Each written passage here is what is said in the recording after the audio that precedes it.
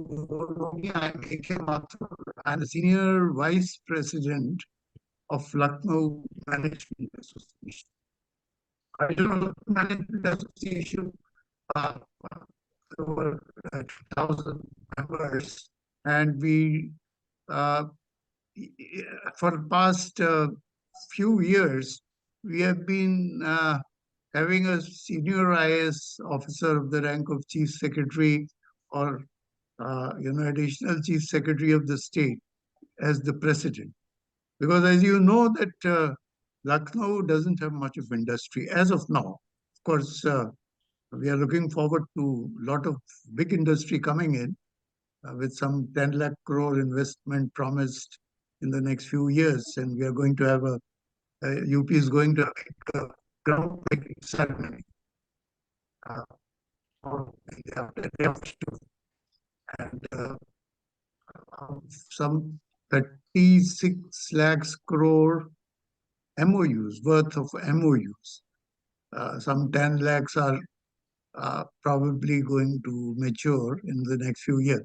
So as I was saying that there's not much of industry as of now, and things are driven by the government mostly. So LMA decided to orient its activities, around public policy issues. And Chief Secretary of State remained president for 6 years. Chief Secretary. Now, the current president is the Industrial Development Commissioner and Agriculture Development Commissioner. And probably he might be the next chief secretary in the next 6 months or so.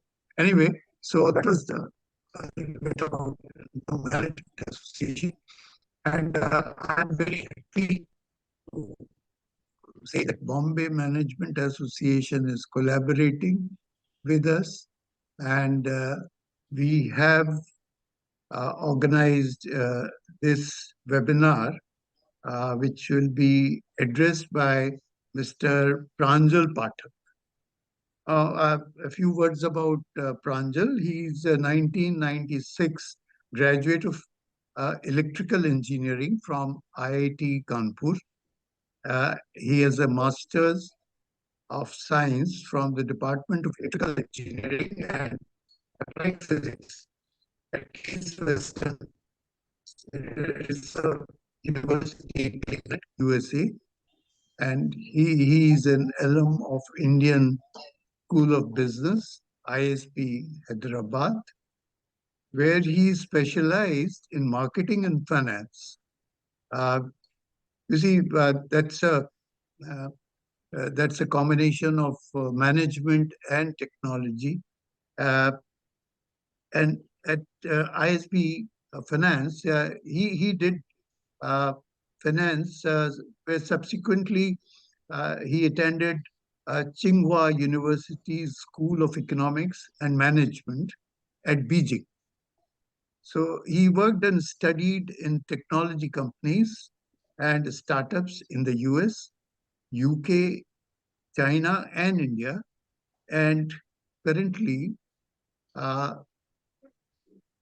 excuse me,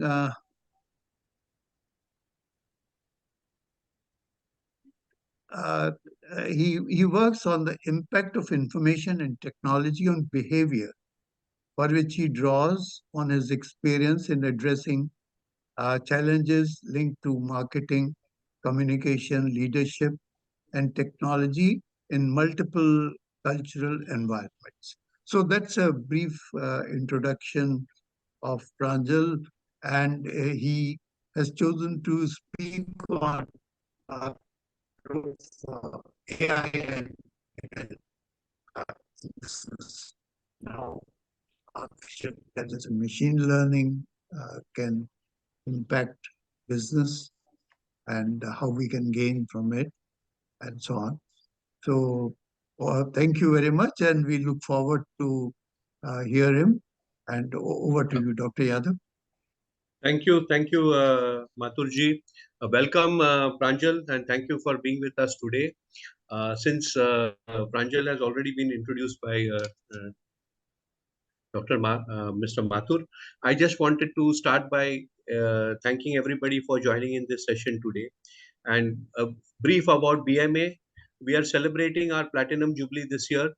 Just completed, we are a young 70-year-old organization. So you can say that we are in the startup stage, especially as far as artificial intelligence and machine learning is concerned. We'll have to change the way we look at how we operate, and also we'll have to start gearing up for the future, because they say that if you do not start using artificial intelligence in your day-to-day work today, then in the next 5 years you may consider yourself as extinct. So I think that's the urgency and wake-up call. So we very much look forward to uh, learning from you. Pranjal, thank you so much. I would briefly like to introduce our moderator for the day, Mr. Chintan Oza, who's also part of the Bombay Management Association. He's been an office bearer. Also, he's probably one of the most learned as far as IT and telecom is concerned within our fold. Uh, Runs his own enterprise called uh, Anantam Enterprises that actually serves uh, companies to be able to migrate to the next level of technology. He also is part of the he's a local leader for what we call as the Founder Institute in Mumbai, and has been very much integral to help startups uh, in various stages to their growth. So the most recent thing is the LinkedIn has just voted him among one of the most uh, heard voices on the development uh, areas. So thank That's you, great. uh, uh, Chintan, for being there. And I now hand it over to you and Pranjal. And I take out my notebook to start making notes of what Great. we need to get up as well. Thank you so Thank much. you so Thank you much. so much. So, AI has been around us, and then we have been experiencing. We do not have anyone on this session who has not experienced a use case of AI. If I may claim, 90% living humans on this planet have experienced one AI use case by now.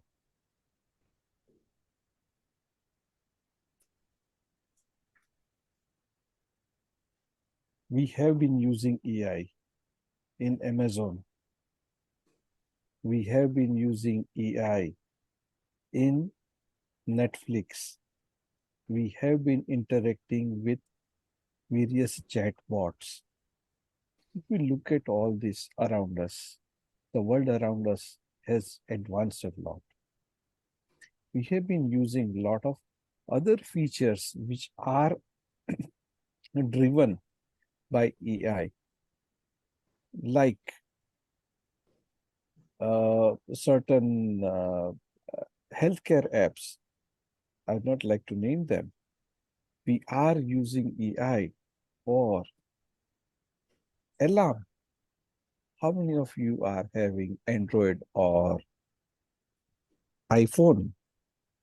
We already have a voice assistant. Either we say, hey Siri or okay Google. We are able to converse with AI already. We have these features and this capability around, but हमारे पास कितनी शक्ति और कितने अस्त्र है उसका हमें ज्ञान नहीं है। तो कितने शक्ति और कितने अस्त्र है उसका ज्ञान के लिए अभी हमारे पास में एक एक्सपर्ट है। And with this I hand it over to Pranjal. Pranjal, tell us हमारे पास में कितनी शक्ति उसका हमें ज्ञान करवाओ sir. Okay. So I think thanks for a very nice introduction. So for example, you mentioned Netflix. What Netflix is doing is it is figuring out people's preferences, and then based on those preferences, it is identifying what videos they would probably like. And it has substantially increased the customer experience as a result of that, which has directly impacted their bottom line. What Amazon is doing is Amazon is using it for inventory management. They are trying to make sure that they don't overstock stuff and they don't understock stuff. And what this does is it makes products, the right kind of products, available to the customers, the ones that they actually want. And it makes sure that the challenges, the costs that Amazon has with maintaining inventory, with warehouse management, they can go down substantially. So yes, healthcare is being used for diagnostics. It is being used for monitoring status, the health status of an individual, the health status of patients, and it has been used in drug discovery. So vaccine development. In fact, anywhere across the world, wherever there is any kind of data, these technologies have already touched that aspect. And in fact, when we call it artificial intelligence, anywhere that human intelligence is coming into play, it is reasonable to say that these technologies are playing a role. And so here's what I'll do. I'll start off by giving you a little bit of a build up on how data works and builds up into wisdom and knowledge. So data usually is just a bunch of numbers, or it could be a bunch of characters, words, strings, sentences. And by itself, it doesn't really carry much meaning. And that is why data needs to have some kind of a context. And when we give context to that data, then it becomes information. So one example, my favorite example for information is that everyone might know that you can use paracetamol for fever, but that is just information. When does information become knowledge? Now, you use paracetamol for fever. When that is being used by an experienced doctor, that same sentence is knowledge. When it is used by someone who is not trained in the medical profession, then it is just information. And so far, if you see all these technologies that fall under the umbrella of information technology, we were operating in the domain of information. And we were working towards knowledge management systems, but they weren't as autonomous as they become now. So information becomes knowledge when we start looking at the various linkages, the context of what that information is, what are the assumptions in that information, where is the what is the source of that information, and what is it leading us down to. So it's not just a standalone like string or a sentence, but it is an in-depth understanding of where that sentence fits in with the problem that we have, with the situation that we are in. And so this is how, so information goes on to knowledge, and then something which is still to some extent outside of the domain of technology is wisdom. So the difference between knowledge and wisdom would be there could be someone who's very smart, probably got a PhD, but they may be failing to realize the impact of climate on the future of humanity. Or they may not really worry so much about the future of humanity because they perceive that their lifespan is only going to be another 20 years, 40 years, or whatever, right? And so wisdom comes in where you are able to know where knowledge needs to be constrained and how knowledge needs to be shaped and utilized. So when it gets into so that is where wisdom is more about restrictions that we place upon our own knowledge and our actions. So this was to give you an idea as to how we kind of formalize what artificial intelligence does, right? So there's data, then there is a bunch of data makes up information, a bunch of information makes up knowledge, and then knowledge, when it is thoroughly understood and people exercise restraint, then it becomes wisdom. Now, so this is what we are doing actually when we are trying to automate the whole process of how this builds up, how we go from data to knowledge.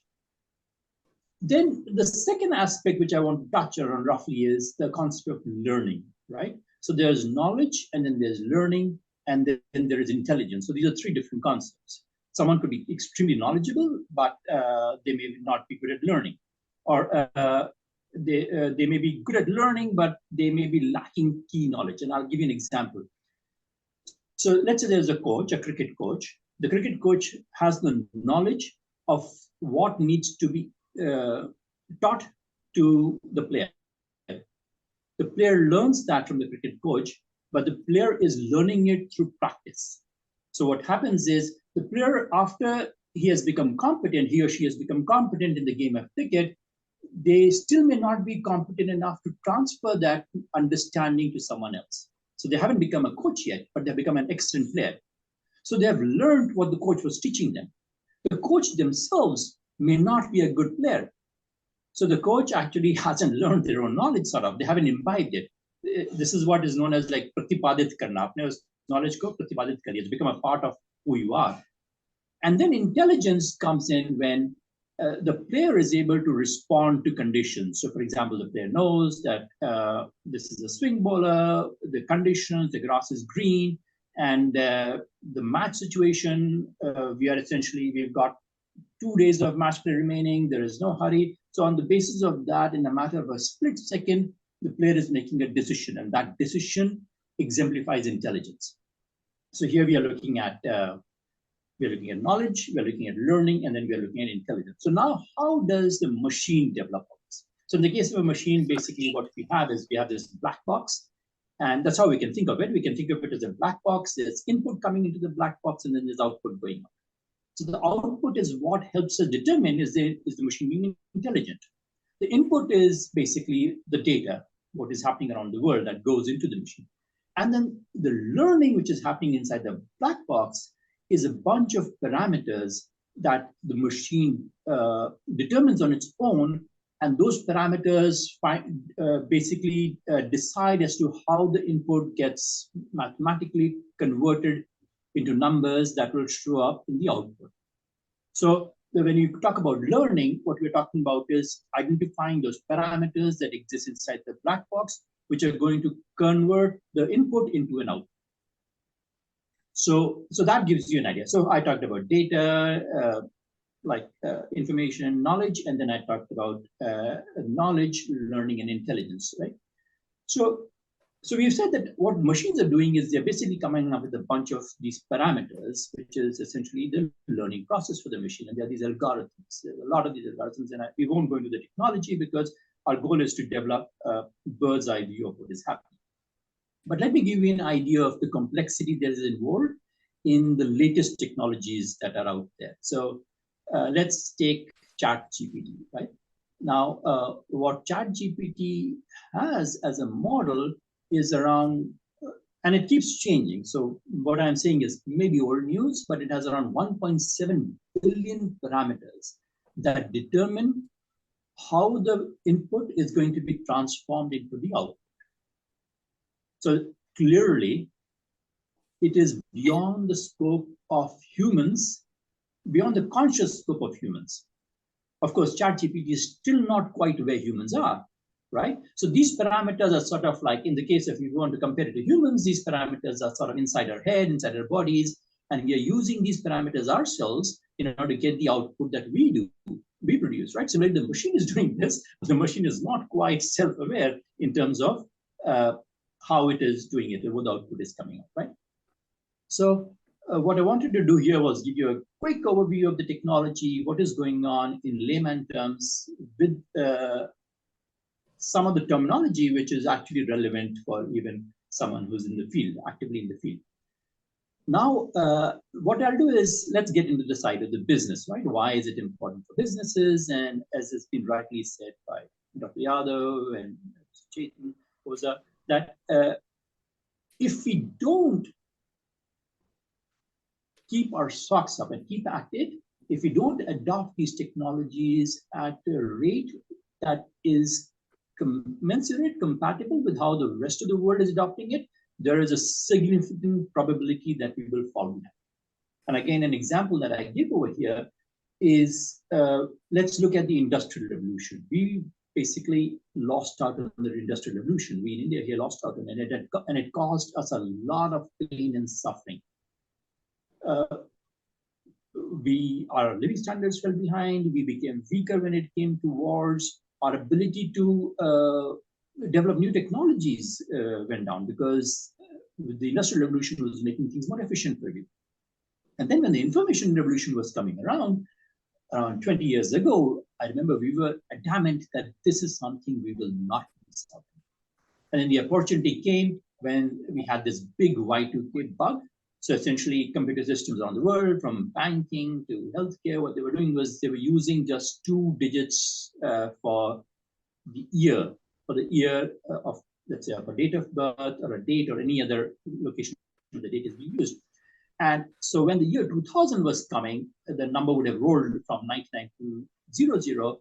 And there was this challenge which was seeing that we could have unexpected behavior from a lot of computer systems. So there was a requirement for massive overview of the code and correction of the code to make sure that we adapt, change the methodology in order to make sure that this challenge of using just the 2 digits for the years does not result in negative impact. And that is where the opportunity came for India. So we grew massively. I think this happened somewhere around the beginning of the 90s, where we jumped onto this bandwagon. And what happened is, as we solved the Y2K problem, the world realized, and we ourselves developed the potential to become good at software. And it is fair to say that for the last around 20, 30 years, we've been recognized around the world as a software powerhouse, right? So we did not miss out on the Industrial Revolution. We still need to do more. The new revolution that is coming, the AI revolution, from the signs of it, is going to be substantially bigger than anything that we've seen before. And that is because of the extent of the automation that is happening. And around 20, 25 years ago, or maybe, around 2-3 decades ago, even computer scientists used to be skeptical about the extent to which machines can imbibe intelligence, to the extent to which we can give machines capability to imbibe intelligence. But within around 10 years, things have changed dramatically. And that is where, if you see, there is a lot of buzz around this. There's a lot of people talking about both the opportunities and the challenges of what is happening. And it has, there have been certain advances in the algorithm, and there's been advances in the computational ability that we have, which is substantially more than what used to exist 40 years ago. Because of which our ability to build systems that are extremely intelligent and that are able to provide automation at a scale where it is almost like having human monitoring some of those actions, that ability has jumped substantially. And what this does is it is going to increase efficiency, it is going to increase productivity, it is going to not just in business, it is going to do it in like military systems, in research and development, in healthcare, in governance, across the board. Life is going to change substantially. And so here's where when Mr. Chintan and I were talking earlier, we were saying that how we should probably create a sense of urgency, right? And I think the term that he used was FOMO, the fear of missing out. We should create this fear of missing out on this bandwagon. And I think he has the right idea, because I'll give you some statistics in terms of where we are. And so since we're looking at business, we have an audience interested in that. I'll give you statistics which align with the business world. In the last 10 years, in terms of startup investments in the field of artificial intelligence, China has put in around $95 billion in 10 years, right? So that's almost $10 billion every year. The US is much higher. US is around $250 billion. So that's almost $20-25 billion every year. And of course, the purchasing power parity is different. China is as much a powerhouse in artificial intelligence as the US. And in fact, in some areas, it may even be ahead of the US. The not so good news is that we are not there. We are in the last 10 years, we've been doing an average of only around $0.8 billion every year. And that's not good. And I know we live in a in a world where positive thinking is given a lot of importance, but there's a point at which if positive thinking gets disconnected with reality, then we will make poor decisions. And so it is, that's why I do make all these comparisons in terms of the poor choices that have been made so that we can correct them. And so if you look at the 0.8 billion figure, we have been spending more per year in just tearing down existing buildings, which are perfectly fine, and replacing them.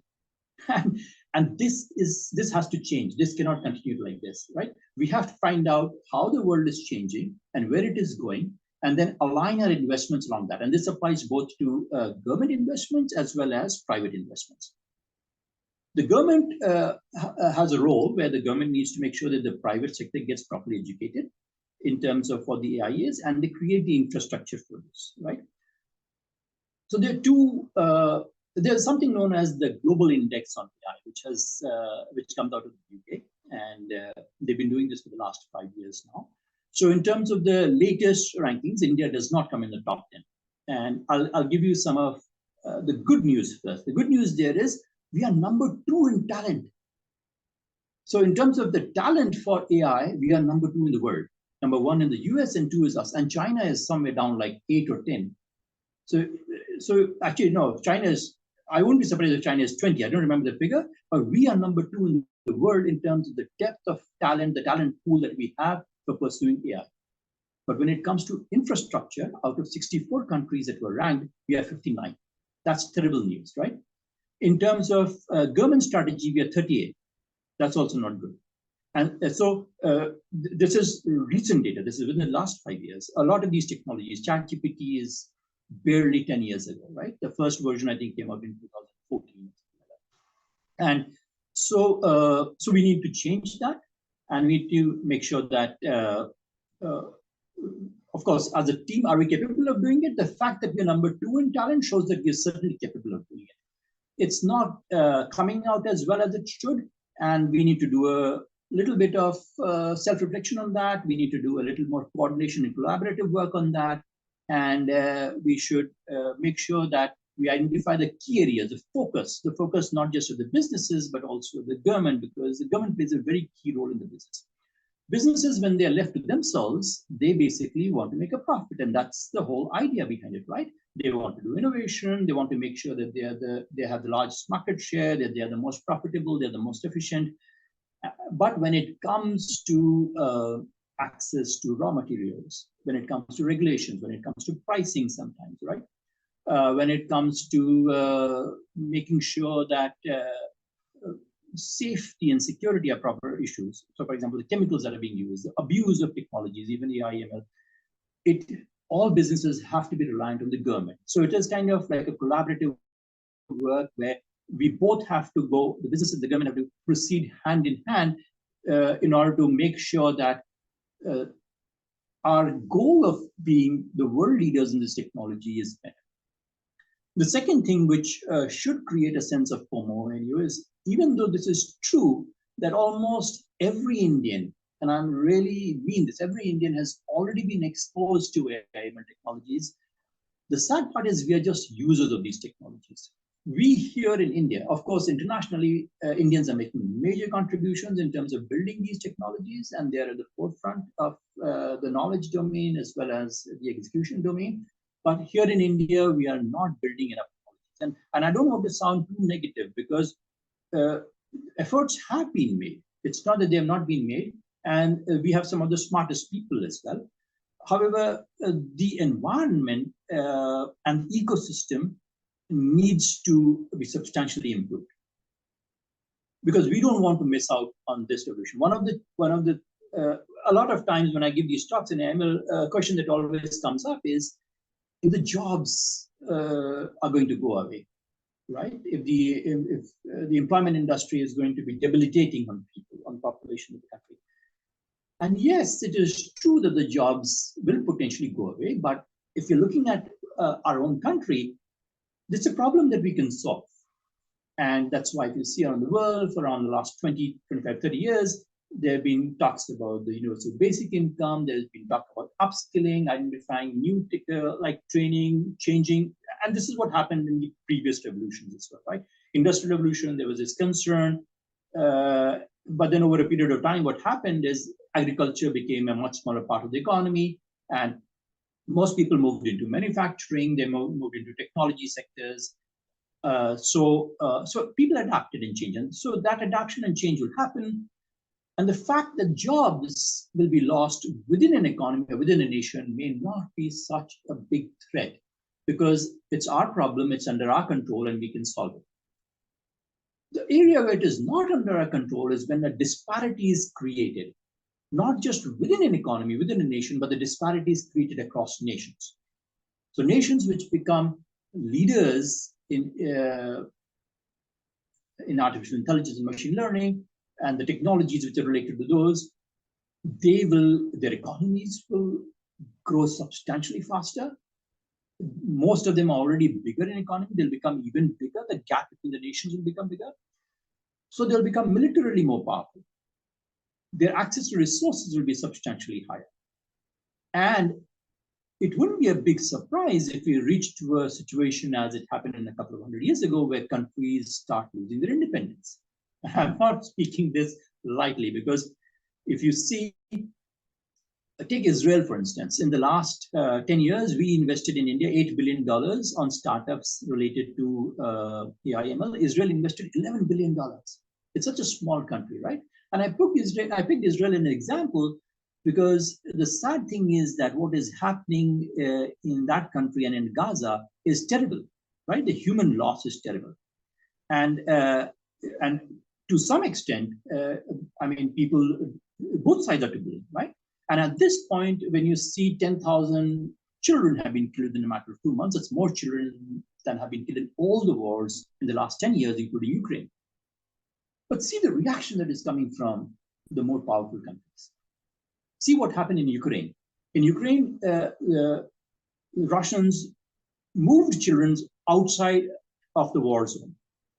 Just because they moved children to a safer location, that was spun as a human rights violation, and an arrest warrant was issued against the president of Russia, right, by the International Criminal Court.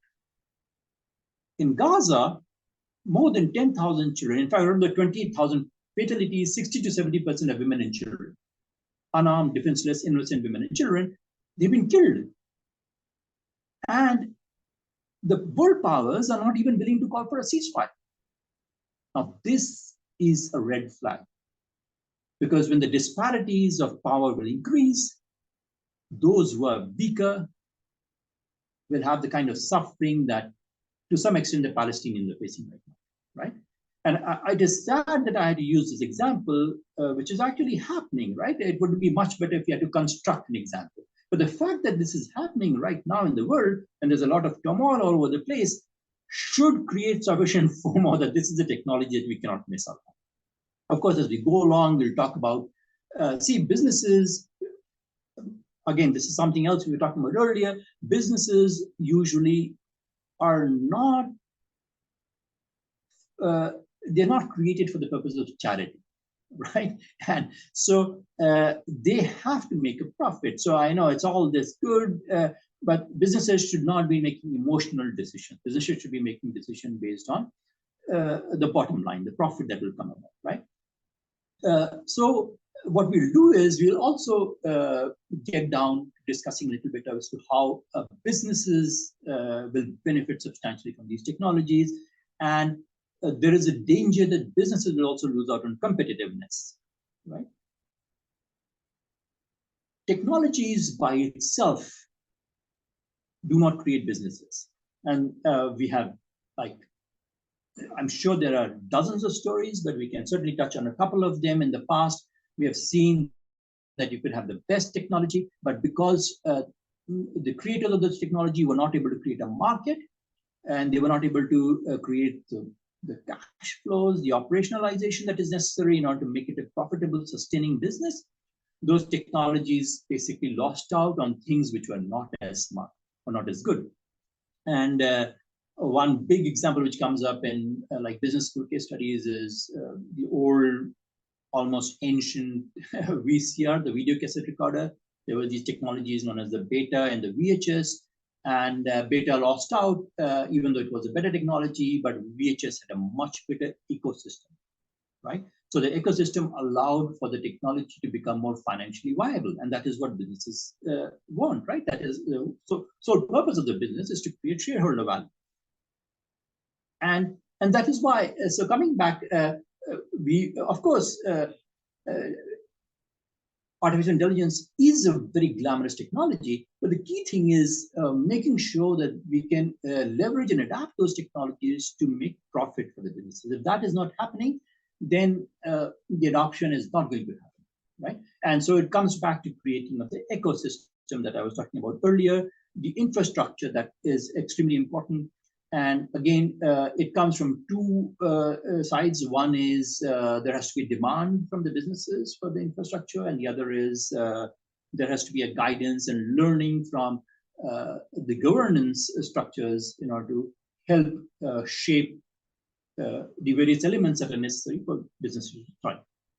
And of course, a lot of this has been happening. There are very established businesses, there are very successful individuals and companies in India who have already started working on this. And one article which came out of, I think a bunch of months ago was something about Vadhwani AI, where the Vadhwani family had set something up for the last 5 years in terms of building research on AI, and they've done work on strategies for tuberculosis, strategies for identifying high-risk pregnancies, identifying pest control for cotton farmers. So they have been doing good work. It's not as if good work is not being done. And India is such a huge country that you have both the good and the bad. And what we can do is, of course, it is good to focus on the good, but we need to pull up our socks on a lot of other areas as well. So what I'll do now is I will touch a little bit on I think Mr. Chintan did that already in terms of a brief overview of where we all have already been using these technologies and in terms of where we can go with this, right? So so efficiency, right? Efficiency is something that will go up substantially on the manufacturing floor. Automation of certain tasks. What kind of tasks? Data inputs, basically automation of like extracting the data and then basically going ahead and figuring out the context of the data in order to convert into useful information, which can help identify trends for forecasting, and then use those trends in order to make decisions, which could be, where should you make your investment? Where are the customers that you need to target? How can you make sure, how can you be more appealing to your customer? Is there a willingness in the customer to pay more than what they're already paying? Because, so basically, are we leaving value on the table? And can we do better by maybe changing our product, changing the supply chain, changing the location where the customer is accessing the product, the efficiency with which the customer gets the product, maybe specific features that they want. So all of these areas are fair game. They're areas which have already existed in terms of like the focus which the businesses have had to improve their performance. But with AI, we can scale the decision making in these areas substantially better, and we can really change the efficiency in the decision making as well as the novelty of solutions that will come up. So the human mind, of course, you're talking about even though humans still are smarter than these machines, the machines are able to process billions and millions of pieces of information in a matter of a few seconds. And so there are certain areas where they augment our ability to succeed substantially more than, let's say, fellow human beings can augment. So our team, if we don't have computers in there, will not be as successful as with computers. So take Google, for instance, right? We've been using this technology for more than 10 years. The search engine, it's you can say that to some extent it is one of the earlier stages of artificial intelligence. It is going ahead and searching probably billions of pages and then identifying for you what is it that potentially you are looking for and making it useful, right? So there's a lot that we can talk about, and what I want to do is I want to see where we are for time, and maybe we'll take guidance from Mr. Chintan as well if you want me to continue down in a bit of a monologue, or is this a good time to take questions that you might have? Can I start, Dr. Yadav, with a few questions? Then we can have some more observations from the audience. Right. Chintan, any? Would you like to get started? Yeah, sure. Let me do my part now. Yes, please, please do it. I have some very basic questions which, when you allow me, I will come up with. Definitely. So my list of questions will definitely answer most of the queries what all has been popping up in our minds by now. Yes. So can you tell me, Pranjal, what would I miss if I don't use AI now? If I still ignore AI, what would I miss? So there are two things actually. One is, actually let's look at three things. One is what we'll miss as individuals, what we'll miss out on as companies, and what we'll miss out as a society or as a nation. Now, as individuals, if all your friends are on Facebook and you're not on Facebook, you'll feel very lonely, right? So, and then if your friends are using Google Maps to navigate, they're going to new cities and they're able to find where to get to faster. They're probably able to avoid traffic, and you will be late if you don't adopt these technologies. Of course, there are pitfalls to these as well, which we'll touch on later. But take translation, for instance, right? Translation of languages is an AI tool, and it has been around for a long time. And people have difficulties when they go to, let's say if someone was to travel to China, China has a completely different language domain, not many people over there speak English. For you to be able to use AI tools, it makes your experience substantially better in China in terms of connecting business, in terms of making sure that your tourism experience is better, in terms of ordering food. If you're a vegetarian, making sure you're able to communicate properly that you're a vegetarian. So the individual experience improves substantially, right? And in some ways,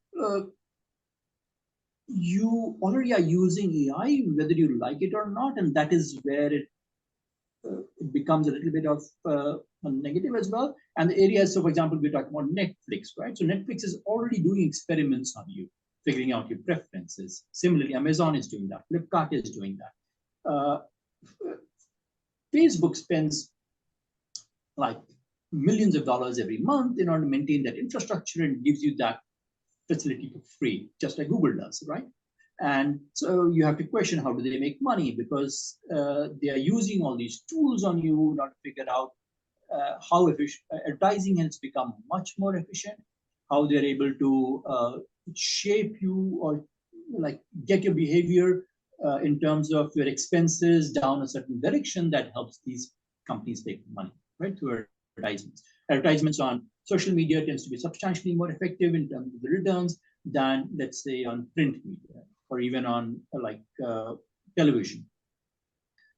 So life is changing in a fashion where, as an individual, probably whether you like it or not, AI is already touching you. And if you hold back on certain things, like I do, actually, I do hold back, even though I am in that domain, there are certain areas which I get really uncomfortable about, right? So let's say I use notes on my on my phone in order to store something, and then suddenly I store a link over there, and what Google does, it goes and brings in, makes that link live. It brings in a picture from out of nowhere, And it makes me nervous because what Google has done is behind my back, it has gone and communicated what I was typing to its servers, which I didn't really want, right? And so, of course, on the other side, this is if, as long as that process is completely ethical, as long as that data is not used, misused, as long as privacy is being maintained, this is actually a good thing for us because it makes our life more efficient. It makes access to knowledge better, access to information better. It makes healthcare better. Now let's look at companies, right? Companies will have difficulty keeping up with the rapidly changing environment if they do not adopt AI. An example which comes to mind would be something like the Polaroid case and the digital cameras, right? So when the digital cameras came in, Polaroid did not know how to adapt themselves fast enough, and they kind of perished. Similarly, there's another example. Let's say take an example of Xerox. For example, Xerox is a company which is extremely good at building new technology. And this is an example of what I was talking before, where technology by itself is not sufficient as long as it turns into a business flow that makes money for you, right? So a lot of the technologies that have helped Apple and Microsoft succeed have come out of Xerox. But Xerox themselves did not, Xerox like research centers, and Xerox research centers did not themselves benefit as much from those technologies. So, so the same thing is happening over here. Another example to consider is when the IT revolution was happening, right? The information technology revolution. It was clear that efficiencies were reaching at a point where if companies don't adopt information technology, they'll have, similarly, that will happen with AI as well. They'll have, their efficiencies will go down. They'll have difficulty attracting talent, right? Because the perception of the company would be that it's old school, that it is not up to date. And the talent would also be worried that if I'm going to a company that doesn't use AI, will I have sufficient growth opportunities? Will I be learning enough in terms of how the new economy is shaping? So other than the real hardcore business aspects, there are these image-related aspects, which are also the brand-related aspects, which are also going to come into play, which will, sorry. Yeah, so indeed, I mean, I think I'm convinced about I cannot afford to miss AI and have to get onto the bandwagon. Yeah. And how do I start my journey? Mm-hmm. Oh, so how do you start? Yes, Chintan, if I may just add a bit, yes, sorry sure. for Please, my please interruption. go ahead. See, when we started learning languages, it was first the alphabet, then the word, then the sentences, and then the paragraphs and the stories came out. Okay. So in case of AI journey, could you define as to how one could go about it to make sure that one learns quickly and one is able to adopt? Okay. Thank you for allowing me to add. Yeah. Sure. Okay, so I think, so what we'll do is I'll address in along two paths. One is the path where the technology part, where you, those who are developing the technology will have to address the expertise that they'll have to build. And then the path for the users of the AI, the non-technical users, because they'll also have to develop certain abilities in order to make sure that they are using the tools well enough. So the technology part, in terms of outlining the skills that they need to build, is relatively straightforward. They need to be good at mathematics, statistics. They need to develop computer programming skills, and they need to understand algorithms. Then they need to go to the next level of understanding data processing and data sciences. And then they have to identify which algorithms apply and which do not apply in certain context, because the artificial intelligence algorithms are not a one solution fit all like situation. So you could have there are literally like multiple dozens of well-known algorithms out there, and people who have expertise in a whole bunch of algorithms may actually have not enough expertise or experience with where some of the others get applied and used. And depending on the business situation or depending on the context, the problem that is being solved, different algorithms will be required. So this is the technical side. So these are the skills that they have to build. Now let's go on to the non-technical side, right? So non-technical sides, first, you have to understand what is the problem that you're trying to solve, right? You have to have domain knowledge.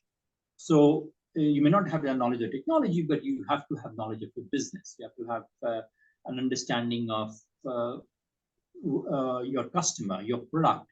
You'll have to, so those you cannot get away with. And these are necessary because you need to know what questions to ask.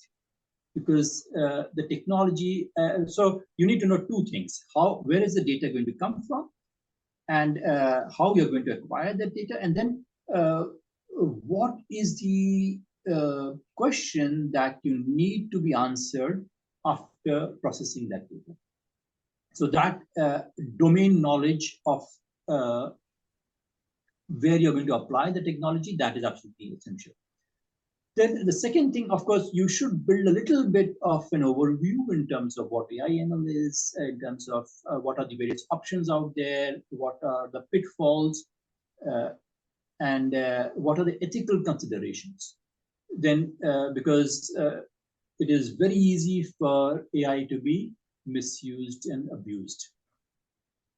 You need to know governance restrictions which are going to come in, legal restrictions. And this is again fast changing because almost every month we come to know that AI can do this, it can become dangerous in this ways, in these ways, and there is a need for developing structures. So there's a potential that the laws are going to be in a bit of flux in terms of how you should be handling your data, the data governance process, right? The data governance framework.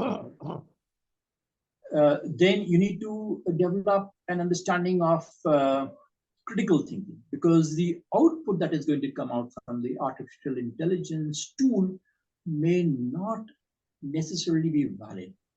Right? Pranjal, but being a MSME, I mean, whether will I do my business or I would learn AI as a student, that remains a challenge. And that is where probably I think we as a consultant should be able to, provide a quickest way for them to adapt and then, get onto the technology. Because what we are discussing right now is how can I learn AI? But the MSME, the audience sitting around us, does not have time to learn. But how do we get onto the, various services which we can recommend that, okay, fine, these are the kind of tools you would use to enhance your productivity. These are the kind of tools that would help you design better graphics. These are the tools which would help you get more better text. Probably then that would create a wow feeling amongst the audience. So let me ask you, which are your favorite tools for productivity enhancement? Pranjal, can I make an interjection and supplement this question? See, in a place like Lucknow, small place, there are only 5 or 6 industries which are large, you can say, and which have some global presence. Out of those 4 or 5 industries, 2, to our knowledge, they are extensively using AI in their operations. One is in the field of industrial safety, and other is in the area of foundries. And they have become very big. I mean, they have acquired a global standard, and they are extensively using AI. They used to be SME, like the one question which was raised. How they developed from a SME to an industrial giant, if I may say so. And they are now not only the national leaders, but globally, they are probably one of the best. And I have visited their factories. They are all working with robots. They have hardly any manpower. So what I would like to do, and I'm suggesting, I don't know how they have achieved all this, but I knew them as a small business. And the question which you just heard, I think it must be in the minds of everyone, and particularly people in Bombay Management Association. Uh, that story needs to be, and I would love to arrange an interaction of the person who did it. There are two of them, and how their journey in achieving this. And I think a lot of industries can learn from the first hand how they achieved this. And you can supplement with your knowledge of AI. Of course, we don't have, I and Dr. Lights of Dr. Kiran Yadav and others, many others, won't be able to achieve that. And the question which was asked will always remain. There's a question of investment which you made. You just mentioned that it needs a huge investment. China was liberalized much earlier in 78. India, we came to this scene in 1990 or something much later. So obviously the investments cannot match China or any other country. But certainly this is a challenge with the small businesses. How will they invest in AI and other these technologies and still remain competitive? Where do they get the money? And so is the case of the public investment also. There is a limit up to which the budget can provide. If you have any answer and any suggestions, we can have it on any mutually convenient date. It will be very interesting, you know. Okay, sure. So I hear three questions actually. One is which Chintan was mentioning in terms of what are the tools that they can use right off the bat. Infrastructure imperatives for developing this, you know, AI Yeah. for small businesses particularly. Mm-hmm. Yeah. So it is going to be specific to the domain of the business. So for example, if they're doing things which are manufacturing oriented, then the first thing that comes up is the process automatable, right? If we can create automation in the process, then there are two things which come up, benefits that come up right off the bat. One is, of course, you have potentially eliminated costs, reduced costs. Second is automation improves quality substantially. That's true. So products which produce automation, they tend to have more repeatability, more reliability, and they have a better finish. So, first the SME needs to consider that what is the level of the automation that we are at? What is the automation that is being done in that industry or in that domain in other parts of the world that is both widespread as well as cutting edge? And then how do they need to fill up that gap, right? So that's the first thing. Then the second thing that comes up is, so first that will give an idea that this is where you get to, this is the roadmap, right? Then the second thing that they need to figure out is what is the cost of bringing in that level of automation that's going to come. So, so first let me address the first one again, the automation gap. The automation gap can exist across multiple domains. So we touched briefly upon manufacturing, things which are being created, and automation of that. The other area where automation happens is also customer service, right? So the chatbots have come up, virtual assistants have come up. Then automation in financial decisions, in budgeting, financial planning. Then anywhere automation in inventory management. So you can have automation where physical processes are being automated as well as where mental processes are being automated. Repetitive tasks can be easily automated. And both of these will improve efficiencies. In terms of the investment, most often if a physical task needs to be automated, the investment can very easily run into like upwards of like tens of lakhs or maybe even multiple crores depending on, again, the scale of the automation that you want to do. If you want to, like, maybe you can get, maybe just one machine fits in for you, and then maybe that machine costs like 20 lakhs, or maybe you need to do a wide scale automation across the whole plant, and maybe that can run into 20, 30, 40 crores, right?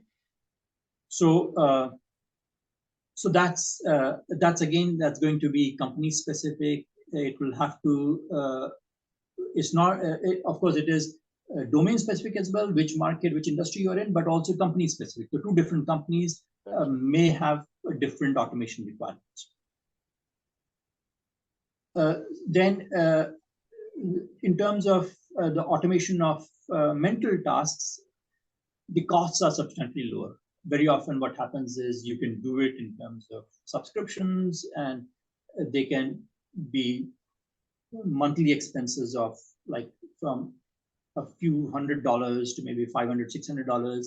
And what it does is there could be some upfront cost as well. And what this does is it creates a, it gives you access to regularly use this tool. And then that tool will basically process regularly generated data and give you the output that you desire. So automation of mental tasks, if it is available as a mass market tool, will be much more easier for companies to adopt. So these, does that to some extent address what you guys were looking for, or do you have a more specific question as well? Because otherwise I'm going to give some more ideas on this. So what do you say, Dr. Yadav, about my suggestion? You can make it a specific interaction, because so companies have grown in manufacturing sector. True. And probably they must be using for other purposes like inventory management and other things which you just mentioned. And they are working in the current policy ecosystem of the government, not only central government, but the state government. And they have grown in that ecosystem, how they've done it, and why others are not doing it.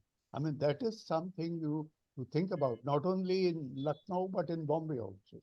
The smaller ones have probably not been able to. I just want to take a step back, Pranjal, if you permit me. Yeah.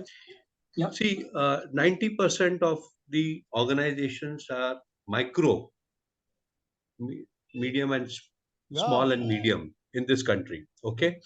And they are today working as profitable entities. Okay. Whether they are in small scale manufacture or whether they are in the service industry. Almost 70% today are in the service industry.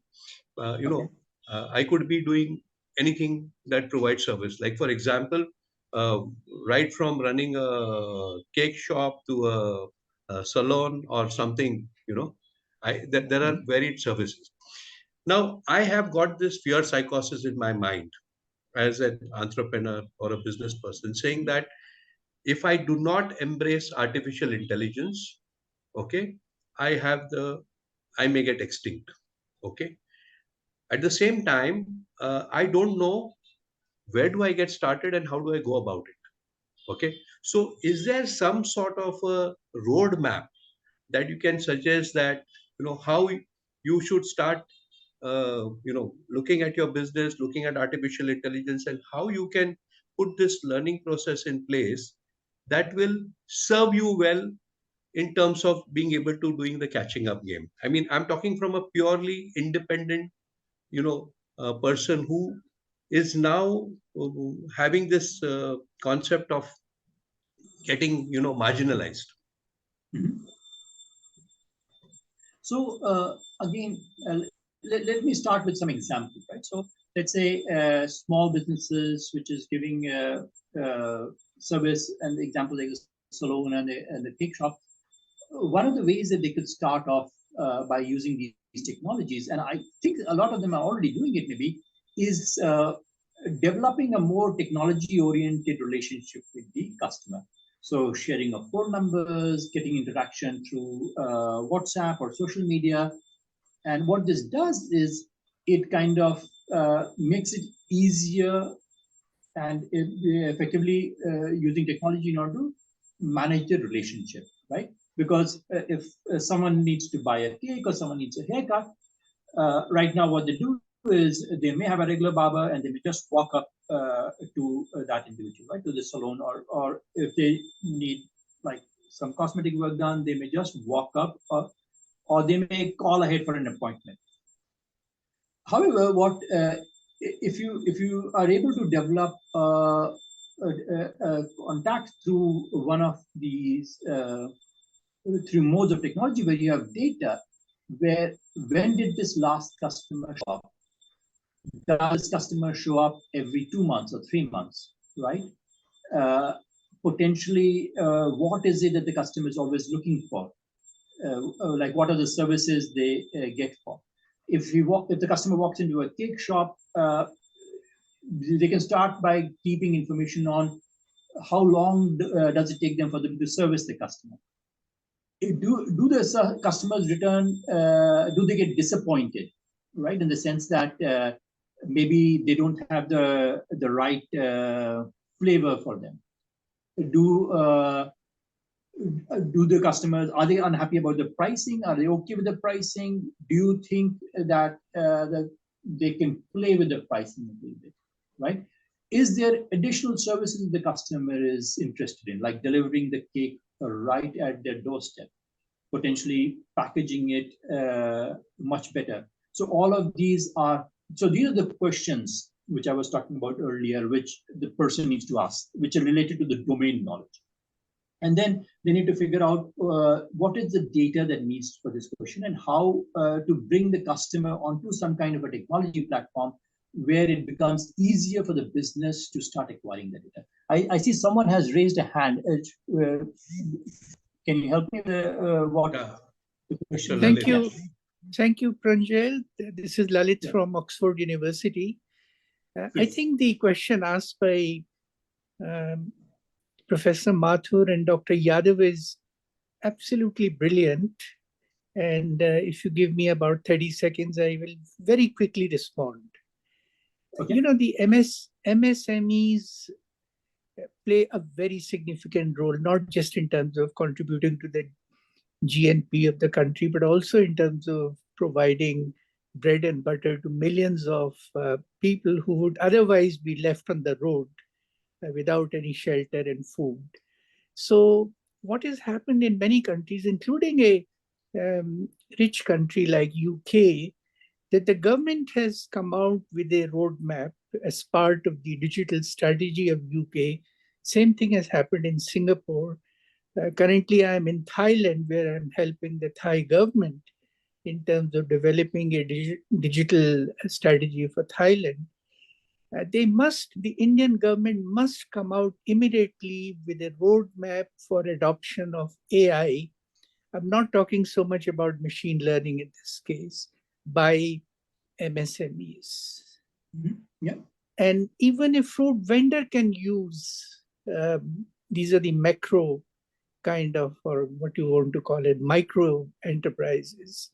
Even for the payment system, for credit system, for assessing the demand for the next 2 days, a fruit vendor can look into the past database and find out that which of the fruits and varieties of mangoes are selling in the last 3 days and take a intelligent decision. So the unfortunate situation in India is the government is supporting a lot of educated, literate startups. I mean, they have fantastic programs under Niti, whatever it is, Niti Aayog, I think. Yes. And as well as regional incubators. Some state governments are smart enough, like Karnataka government has created investment funds. A lot of work is being done for educated, IIT educated, IIM educated graduates who can adopt these technologies very quickly, but very little has been done for SMEs. So a quick roadmap, start at the level of -A, go to A, B, C, D, E, and that's the way forward. Today, the conversion rate or adoption rate of AI in Singapore is about 90% amongst the MSMEs. Yes. Yeah. And it is expected to be in Singapore. In Korea, it is 140%. Yeah. Now that is the level of vision that Indian government should have, the state government should have. Does it cost anything? It does not cost anything. Well, what needs to be done? Simple. Get hold of some experts like Dr. Pranjal, who have studied in India, who have worked abroad, who are familiar with the applications of AI, how those applications are useful in the daily transactions of the MSMEs. Get them to start with the simplest of the application, give them the hardware to be able to use the AI, build them up through the loans, etc., etc. And step by step, you can bring the AI very much as a power tool in the hands of the illiterate Indians, the fruit vendors and the chaat vendors and the chana puri sellers. We can always talk about robotics. Bajaj will do it. Tata Motors will do it. Government doesn't need to step in there because they can make fantastic decisions. They have people like you and I, but the MSMEs need to be held by the government. So I'll stop there. Thank you for giving me the opportunity. Lalitji, let me assure you, a lot of things are happening and I'm privy to it. Yeah. Let me assure you, a lot of things, great things are happening. No, I'm not saying nothing is happening. No, I'm not claiming. I'm not claiming. Yeah. But all I'm saying, you're looking at as a Britisher, and I'm looking at it as an Indian, where I have a privilege of access to certain information as a citizen, and where I am collaborating with various authorities.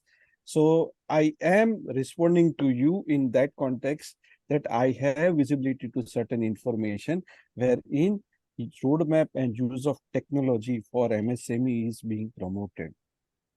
I know about Tamil Nadu government. They have done it. I have seen the document. Although I have not seen a specific document on AI, I have seen one on digital technologies. I have seen a document being prepared by Karnataka government, but I have not seen anything being done by Bihar or UP or Rajasthan. No, sir, can anything be done outside the government?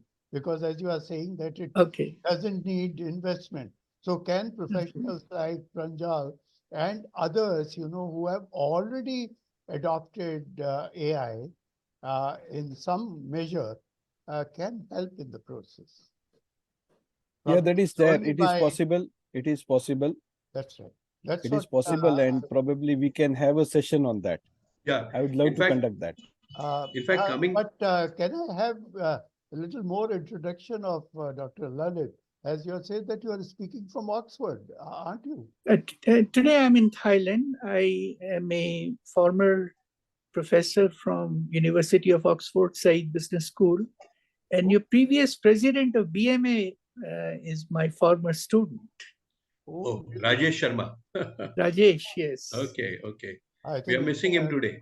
It's a privilege to have. He's a regular, yeah. Actually, he invited me as an honorary member of BMA. That's how I got interested in your webinars. Now you stay in UK or where? Currently, I'm in Thailand.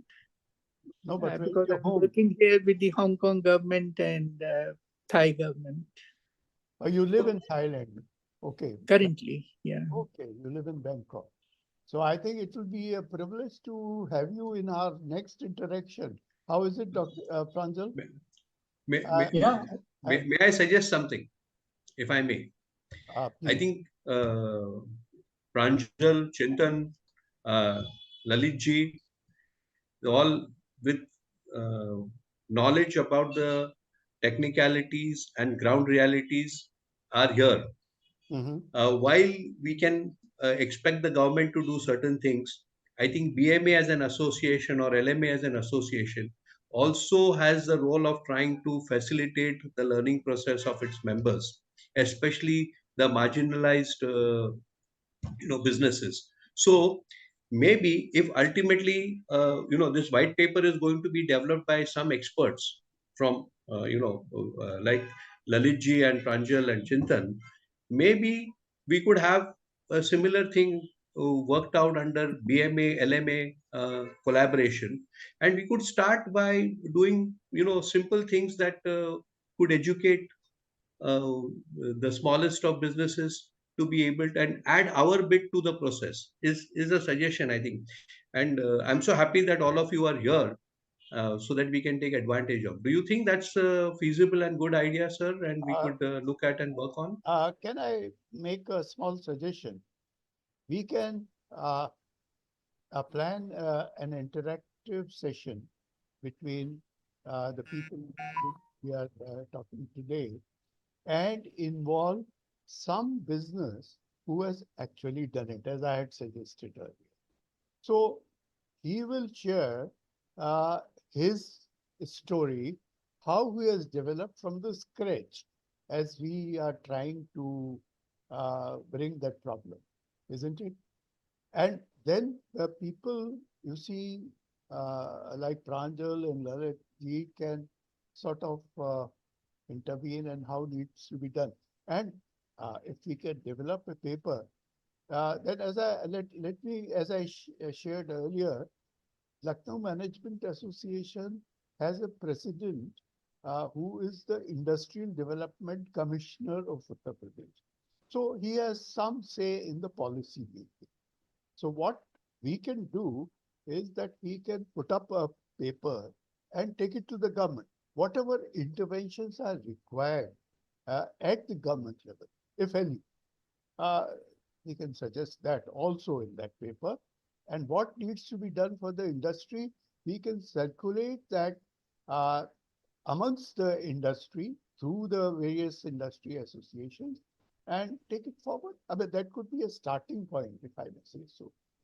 For many of SMEs, you know, who are not adopting AI in their operations, but can. And as Pranjal said, there's no dearth of talent in the country, and even in Uttar Pradesh, a state like Uttar Pradesh, of course, Bombay has much more.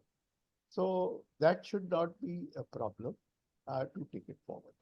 So the UK government paper, Singapore government paper, they're all available on the web. Yes.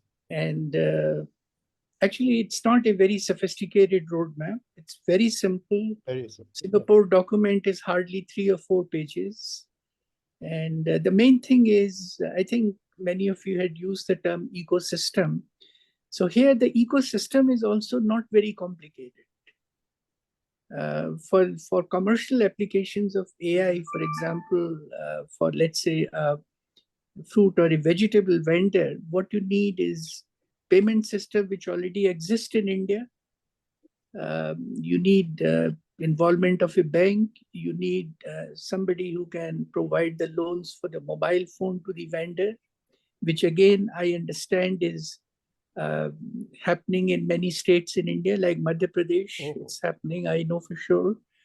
So the whole approach, what is required as far as my understanding is concerned, because before starting work in Thailand, I looked at the Indian situation. I thought India must be one of the most mature countries from the point of view of developing a roadmap for adoption of AIs in MSME sector.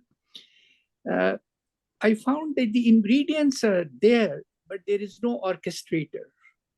Mm-hmm. So what is needed is a orchestrator who can integrate the isolated members of the ecosystem who are already there and make it happen. That's the main thing. And AI must not be allowed to be perceived as a Hindi mein word hota, hawa. Absolutely. Devil? Absolutely. It is, yes. Yeah. I mean, I would say Tufan, sir. I would not say Hawa, I would say Tufan.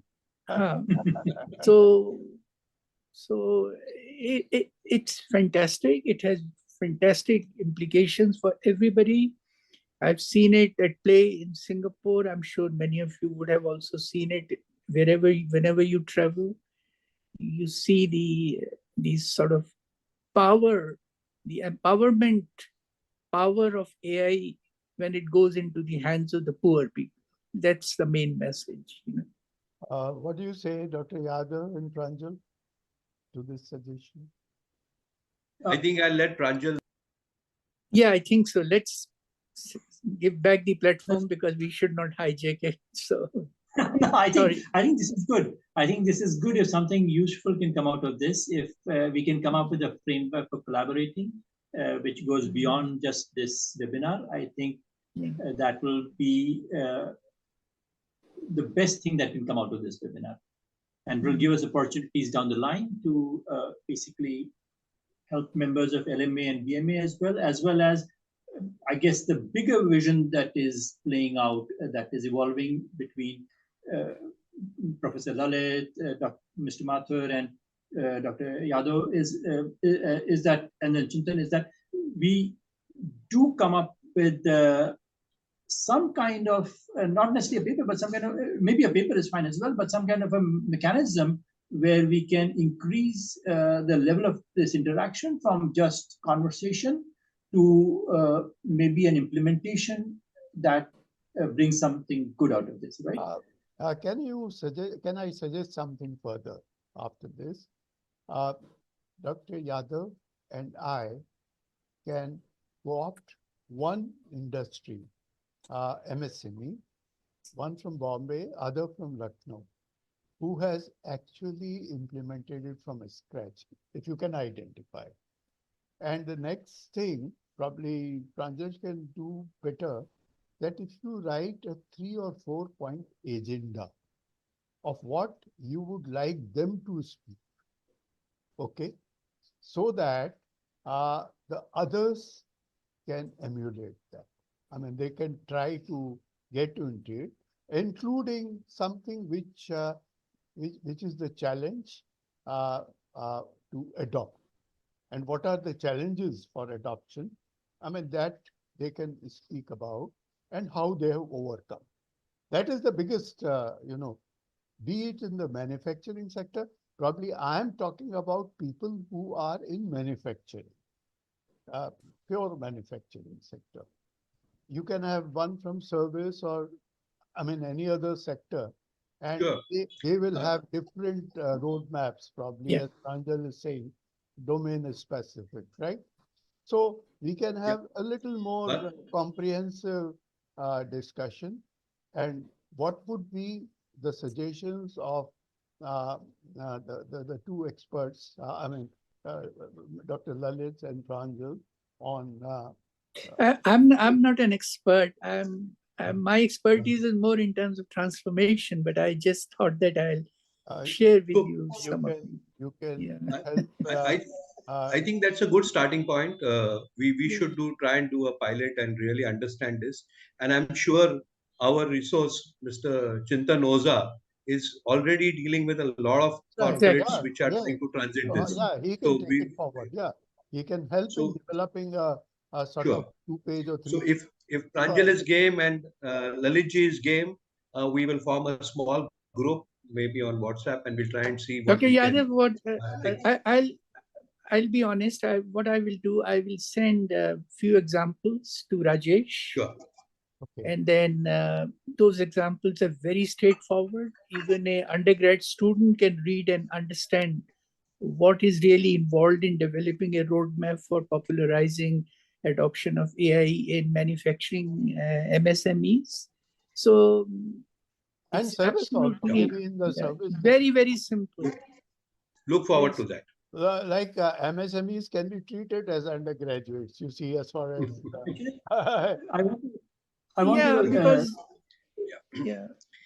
So I think on this very, very intense,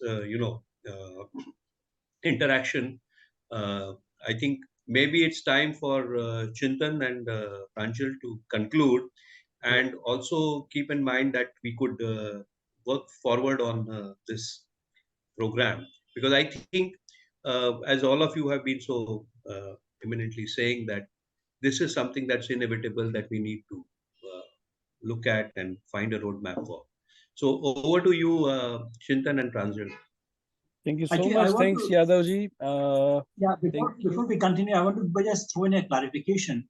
I think when Mr. Mathur was talking about MSMEs, I think he's talking about medium and small businesses, right? And I think when Professor Lalit is talking about MSMEs, he's talking about micro businesses. So I follow the UNIDO classification. MSME includes the micro enterprises, which is the food vendor, etc. And SMEs are what I think Dr. Mathur and Dr. Yadav are talking about.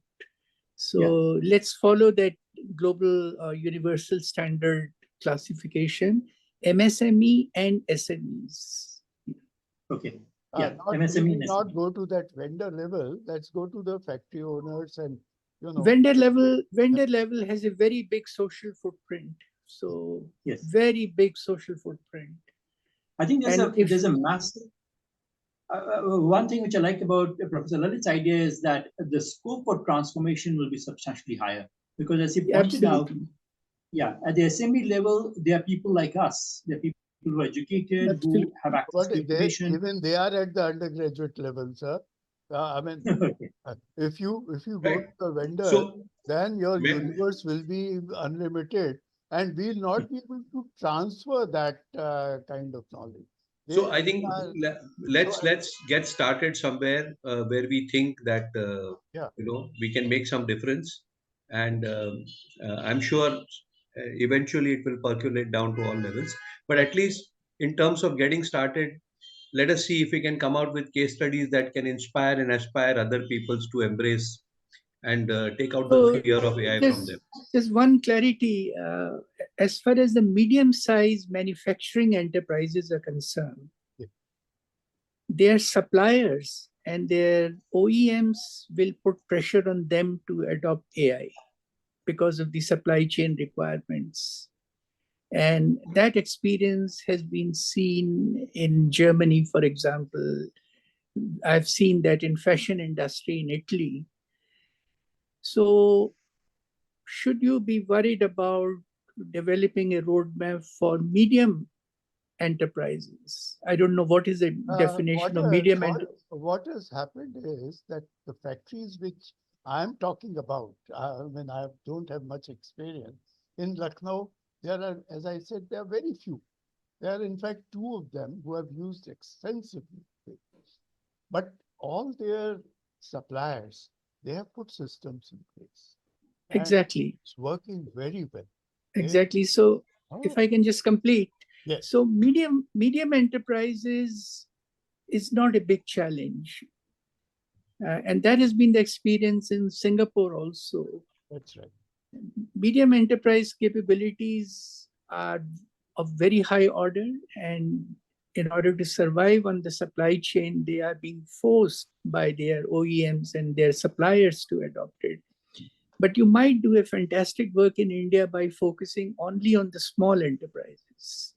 Sir, in Singapore also, they must have started like at a much lower level. I'm sure many of them, I'm sure. They must have grown to this level. See, because today Amazon will not accept supplies from a shoe manufacturer unless they have adopted the minimum a digital supply chain link. Yes. Now, whether they are able to integrate AI into that is another issue. Let me share with you that the state government here has started a program called ODOP, like one district, one product, in which there are artisans and very small businesses in this every district, 75 districts of Uttar Pradesh. And some of them, and quite a few of them, have connected with Amazon and Flipkart. And they have been facilitated and they are supplying online. Of course, they have developed from a local market to Amazon and Flipkart. So that's already happening. But many of the medium-sized industries have not. And they need to automate more. And probably if we can do it, it will be a big achievement. It will be. No, but we must distinguish. What are we talking about? It will be. Are we talking about AI? No, are we talking about AI or automation? These are two different things. We are talking of AI, and it will be a low-hanging fruit if we target only those who can. But if we go to the fruit seller, of course he doesn't care. he is using that UPI, that payment system very well. But other than that, I can't. Okay, so see, all these issues your team can sort out. What I will do, I will just send the literature, Please do. and then it's entirely up to you and Dr. Yadav and Please. Dr. Oza and gentlemen sitting from I'm not BMA and doctor. Pranjal. I'm not doctor, and I would not like to become a doctor as well. I am Okay. right. So, Neither So- I. having said that, I still remember I was titled as a moderator of the session. So allow me to do justice to my job, because Sure. otherwise, Dr. Yadav, which Mhm. he is a doctor, will give me With a no great patience. medicine later. Yeah. Sure. But with no gentlemen, patience. gentlemen, we need not worry as we are right now.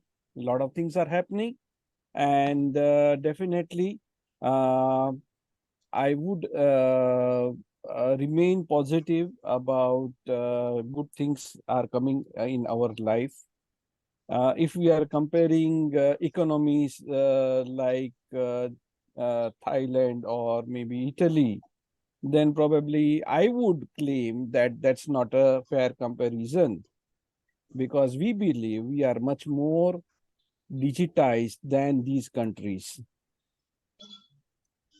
And there are lot many use cases which are being implemented at scale. And I can vouch this as a member of G20 and BRICS.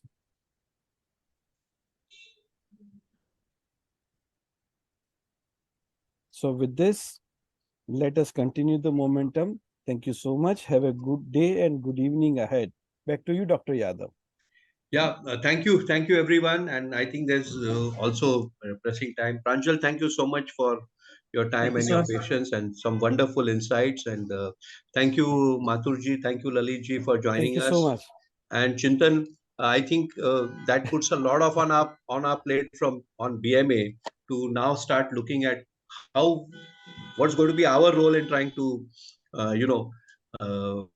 educate people on AI and its applications in business. And I'm sure Pranjal will be able to help us and throw some light on what um, moving forward from the settlement systems that we have in place today, which are probably the most robust in the world. In fact, our street vendors also have a mobile-based CRM wherein they are Absolutely. managing Yeah. and reconciling their accounts. So Today, our 5 it's, rupee I payment. mean, Yeah. it's not necessary for everyone to be updated to the point, but at least what I am sharing is what I have seen, right? True.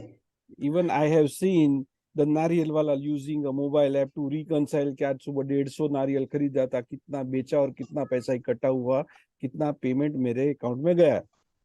Absolutely. Right. Yeah. So Yeah. so I mean we live on a much more advanced digitized society which is taking shape right now, and we must feel proud about it. Absolutely. We do more transactions online in a day than USA does in a whole week.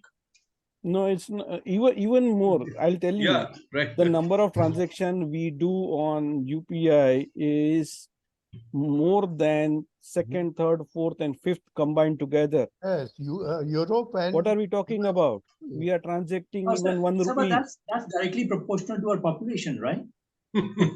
So that is where our demographic I think dividend is what we at should focus our on. advantage. I mean, that's what I I'm think saying. no, it Look is at number of look at the But I think number what of we should focus transactions on this is platform is No, processing. but I think where the point comes in is to be able to take this data, because that's the raw material for and use artificial it. intelligence, and to be Yes. able to channel it in such a way that it helps Yeah. better decision making. I think that's the challenge, and that's what I was It's there. thinking It's about in there. terms of a white paper. Even if you would see, there is a connected meter which is being implemented, and government exactly knows what is your power consumption pattern, and basis of which cumulatively they are burning fossil fuel. So if people do not know what's happening at grassroots level, I would invite them to have a look at those meters, energy meters, right? No, and these are implemented not only in Bombay, but of countryside as well. They are implemented in millions of units. Absolutely, yeah. Right. So, I mean, let's portray the positive side rather than starting to portray the Dharavi side of India and so oh, there's a lot of things to be done on this country. That is and then counterproductive, sir. That is counterproductive. that's what I'm saying, Yeah. because I have been doing these things hands-on. Sir, let me tell you, the state like Uttar Pradesh has allocated 50 crores for artificial intelligence. Okay. And they have invited a company, a business school. What is that one? That one in Switzerland, Zurich, in Europe. INSEAD. ETH. INSEAD is in France.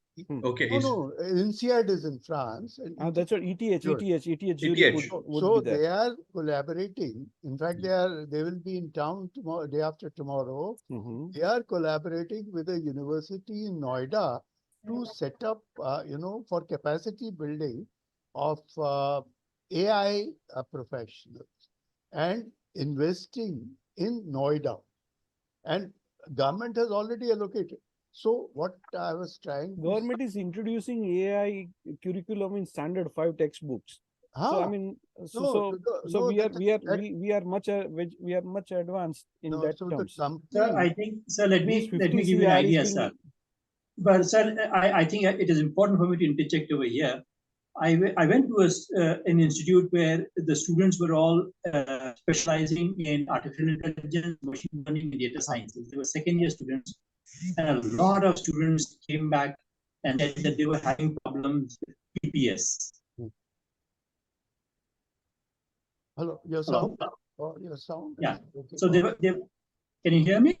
Yeah. Yes. Better. We lost you in last 10 seconds, so I couldn't. So they had problems with you said something. So the students were having. They did not understand subject that they were identifying as PPS. They were students from AKTU University, the UP Technology University, which essentially had some 800,000 or 8 million students all across UP. And these were second-year computer. Oh, we've lost Pranjal. Voice has gone. No, he's disconnected. Anyway, Lalitji wanted to say something. Yeah, Lalitji, go ahead. No, I just wanted to say that I didn't mean to offend anybody. I never wanted to compare what's happening in India vis-a-vis rest of the world. Don't misunderstand. I only responded to a very important question asked by Dr. Yadav and Mr. Mathur, that what can we do in order to help the MSMEs? So I just responded to that. I have absolutely no interest in criticizing my own country. I have no interest in pulling down anybody's face on the panel. That's the reason I have no interest in interfering. I have no interest in interfering with your processes. I thought that I was signaled to contribute, so I did that. Otherwise, I have absolutely no reason to say anything negative. So there is no need to throw back at me by saying that we are ahead of this and that. Everybody acknowledges the honest power and the false power of India. So don't worry. Thank you so much. Thank you so much. You are doing very well. Thank you so much. But be honest about everything. That's all. I think, sir, your comments and your this thing is perfectly well taken and well in place, because we can't keep patting ourselves on the back and not acknowledge that there's so much more to be done. So thank you for being part of this, and very much appreciated that you're giving us so much of your time and so much of interest and some very, very vital inputs. So please do not feel in any way that when generally I was Indians worried get to about. talk, I was little worried about Mr. Chintan's no. response. It was a bit disrespectful in saying that this country is nowhere near this country. That's not something that mature professional people do. But when you look at Listen. You must have patience to listen. You are not allowing me to speak at all. I have not spoken at all, sir. Mature professionals don't do that. Try to understand. That's what I'm saying. You and I have no axe to grind. I was just responding to what I thought was one of the best question of the evening that was raised by Mr. Mathur and Dr. Yadav. Very true. And I took the self-courage to respond to that. That's all. Thank you. Thank you so much. So I'm not showing down what's not happening in India, what is happening in India. So everybody knows. So don't ever do that. No, we are a little excited about it. That's all. No, I think No, you were I not think, sir, excited. No, don't Lalitji, climb on a ladder where let me as the president of BMA, sir, interject here and seek apology on behalf of BMA in case a senior person like you who's taken all the efforts to join us has been felt slighted in any way. I take the personal not response slighted. and I I mean, apologize. And sir, what happens, I'll tell you, you are very much aware that Indians, when they get something into things passionately, it becomes, a free flow. So I think your points are well taken. I think Chintan is working at the grassroots level on this. So he feels very passionate about, what's happening, and he's looking at the next steps of what can be done. So probably he was feeling a little this thing that India has been looked at as something that has not progressed to a particular level, which I'm sure he's a little So bit if more I'm, aware than all of us. give me But 30 seconds when I'm allowed to speak. all with all the due, I think let's it's late in the evening, Chintanji. So I would definitely, you will have the last word.